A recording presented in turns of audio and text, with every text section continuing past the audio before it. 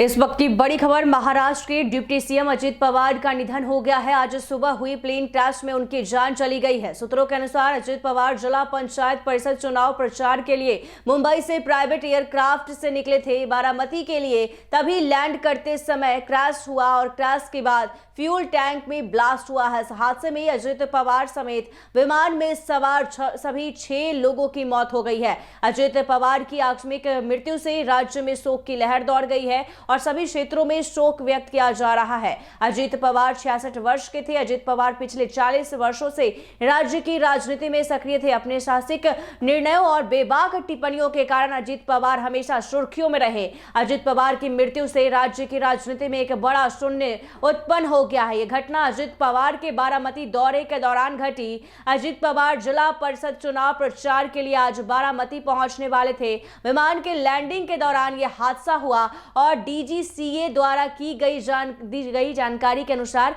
इस हादसे में 6 यात्रियों की मौत हो गई। अजित पवार के साथ साथ उनके साथ मौजूद पायलट और सहकर्मी भी इस हादसे में मारे गए हैं। महाराष्ट्र के बारामती में बुधवार सुबह डिप्टी सीएम अजित पवार की एक प्राइवेट चार्टर्ड प्लेन लैंडिंग के दौरान क्रैश हो गई। घटना के तुरंत बाद इलाके में अफरा तफरी मच गई और पुलिस प्रशासन की टीम मौके पर पहुंची। प्राइवेट चार्टर्ड प्लेन लैंडिंग के दौरान क्रैश हो गई। उसमें यात्रा कर रहे अजित पवार गंभीर रूप से घायल हो गए और इलाज के दौरान उनकी मौत हो गई। डीजीसीए ने सभी की मौत की पुष्टि की है। जानकारी के मुताबिक डिप्टी सीएम अजित पवार जिला परिषद चुनाव की सभा के लिए बारामती आए थे और लैंडिंग के समय विमान रनवे से उतर गया और पूरी तरह जल गया। हादसे में अजित पवार गंभीर रूप से घायल हुए और उन्हें तुरंत अस्पताल में भर्ती कराया गया, जहां उनकी मौत हो गई। आपको बता दें कि तो ये बड़ी जानकारी हम आप तक पहुंचा रहे हैं कि प्लेन में डिप्टी सीएम, महाराष्ट्र के डिप्टी सीएम के साथ उनके पर्सनल असिस्टेंट, सुरक्षा कर्मी और विमान स्टाफ भी सवार थे।